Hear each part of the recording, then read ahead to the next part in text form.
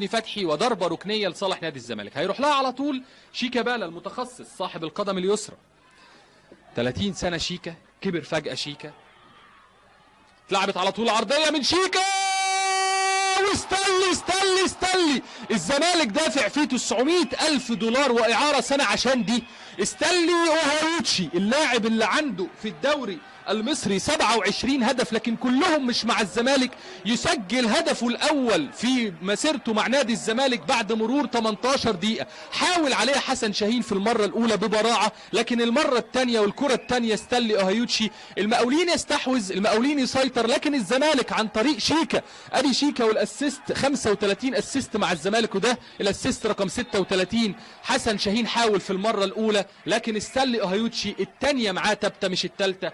الزمالك مدرسة الفن والهندسة، المدرسة الوحيدة في مصر اللي بتفتح في كل فصول السنة تفتح أبوابها ويسجل هدف الأول لنادي الزمالك. استلي اوهاروتشي الهدف الأول لنادي الزمالك. استلي ينتزع الأهات شيكابالا. شوف شيكا وديديه كوريه بيرفع ايده. حسني فتحي يلعب العرضية، الله! هدف على طريقة محمد رمضان. يا سلام يا ابراهيم يا صلاح، ايه ده؟ ما عرفش عنه ابدا انه يلعب براسه. يوم ما يلعب براسه يلعب كده كنت مستخبي فين؟ هدف ده جمال عبد الحميد ولا محمد رمضان ولا علي ابو جريشه؟ مين اللي لعب الرأسية دي؟ رأسية من على حدود منطقة الجزاء، والعرضية من حسني فتحي. يا ولد يا ابراهيم يا صلاح، يا ولد يا ابراهيم يا صلاح، هدف ولا اروع، هدف ولا اروع. شوف الهدف، شوف منين، يا ولد يا ابراهيم، يا ولد يا ابراهيم.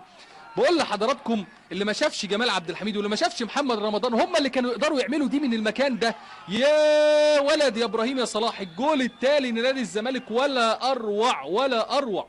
ابراهيم صلاح هدف جميل جدا جدا جدا. رأسية ما بتجيش كل يوم في الدوري المصري، ومن مين؟ من لاعب ما اعتدناش ابدا انه يلعب بضربات الرأس وتنفذ جوه حوالي 15 متر. رأسية يحطها حسن شاهين ما يقدرش يعمل لها اي حاجة. هدف هو اجمل ما في اللقاء، والاجمل انه مش متوقع.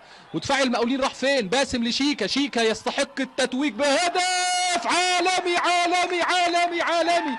شيكا لدينه، شيكابالا، يا ولد يا شيكا، يا ولد يا شيكا. قلت زار شباك المقاولين قبل كده مرتين ودي المرة الثالثة، وقلت انه يستحق ان هو يتوج مجهوده. الزمالك اللي ما عملوش في 76 دقيقة لعب يعمله في دقيقتين.